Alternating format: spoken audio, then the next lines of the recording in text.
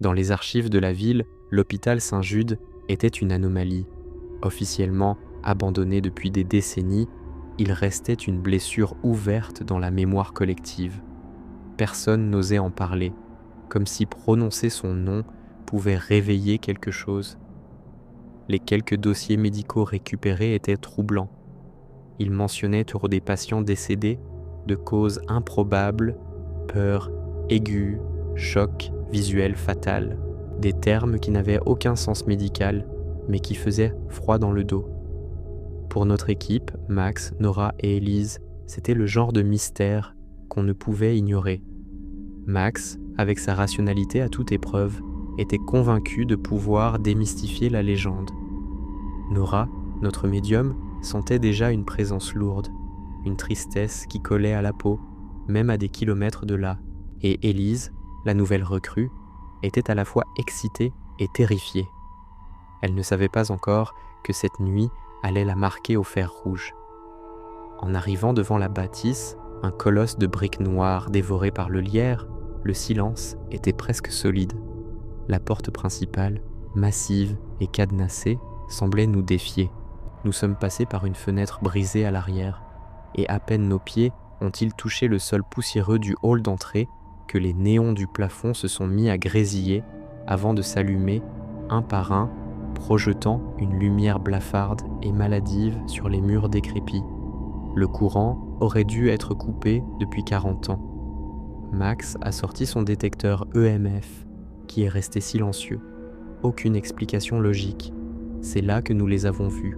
Au bout de chaque couloir qui s'étendait depuis le hall, des silhouettes sombres se tenaient immobiles. Elles ne bougeaient pas, ne faisaient aucun bruit, elles étaient juste là, comme des statues de suie. Élise a étouffé un cri. Nora a fermé les yeux, sa respiration devenant lente et profonde.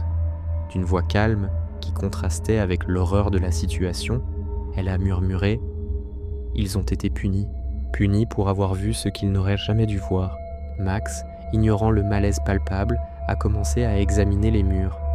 Le long du couloir principal, des cadres étaient encore accrochés, des portraits de patients et de membres du personnel, mais sur chaque photo, les yeux des sujets avaient été soigneusement recouverts de bandes de gaz jaunis, comme si on voulait les empêcher de voir, même depuis l'au-delà de l'image.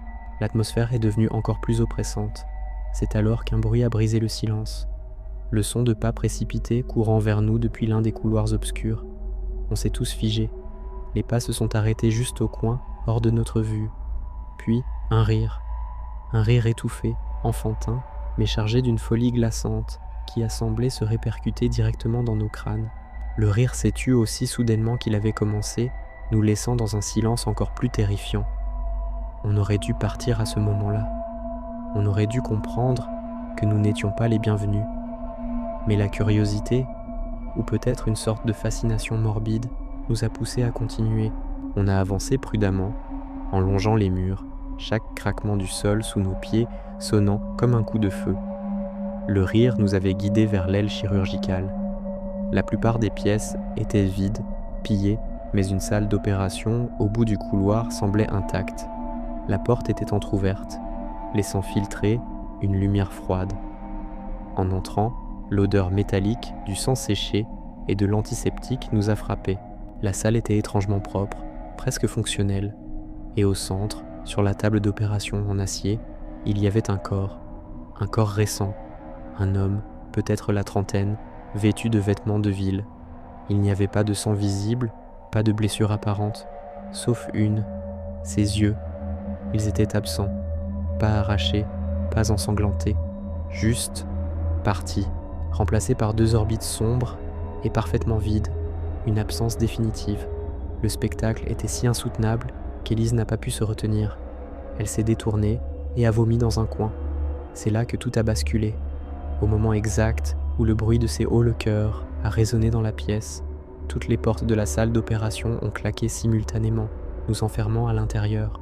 Un instant plus tard, les vieux moniteurs cardiaques et les écrans de surveillance au-dessus de la table se sont allumés d'un seul coup.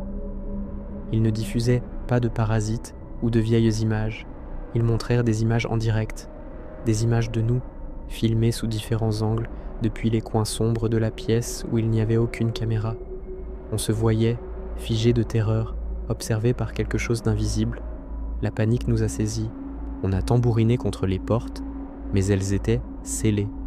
C'est là que Nora a senti la présence, une entité qui approchait, non pas physiquement, mais mentalement, une force qui s'insinuait dans nos esprits, nous forçant à regarder, une curiosité malsaine qui vous vrillait le cerveau, vous ordonnant d'ouvrir grand les yeux, de voir ce qui ne devait pas être vu. Nora a hurlé, son calme habituel brisé par une pure terreur. « Fermez les yeux, ne regardez pas !» Élise et moi avons obéi instinctivement, nous jetant au sol et pressant nos paumes contre nos paupières. Mais pour Max, le rationaliste, l'homme qui avait besoin de voir pour croire, il était déjà trop tard. Son esprit a lutté une fraction de seconde de trop. Un cri a déchiré l'air, un cri inhumain qui n'avait rien à voir avec la peur, mais tout avec une agonie pure et absolue. Max est tombé à genoux, se griffant le visage, hurlant encore et encore. Puis, aussi soudainement que tout avait commencé, le silence est retombé. Les portes se sont déverrouillées avec un simple déclic. Tremblante, Élise a osé ouvrir les yeux. Max était toujours à genoux, le corps secoué de spasmes silencieux. Il respirait encore, mais ses épaisses lunettes étaient brisées sur le sol, et derrière les éclats de verre, ses yeux étaient devenus des miroirs laiteux et vides. Ils étaient là, mais il ne voyait plus rien. Définitivement inutilisable. On l'a attrapé et on a couru. On a couru sans se retourner, fuyant les couloirs qui nous regardaient, fuyant cet hôpital maudit. Max n'a plus jamais parlé. Pas un mot sur ce qu'il a vu dans cette fraction de seconde. Parfois, dans le silence de la nuit, je me demande ce qui est pire, avoir les yeux arrachés ou être forcé de garder en soi une image si terrible qu'elle vous vole votre âme et vous laisse avec des yeux qui ne servent plus qu'à pleurer. Merci d'avoir écouté cette histoire jusqu'au bout. Si vous aimez les frissons et les mystères inexpliqués, n'oubliez pas de vous abonner et d'activer la cloche pour ne manquer aucune de nos prochaines explorations. À très bientôt.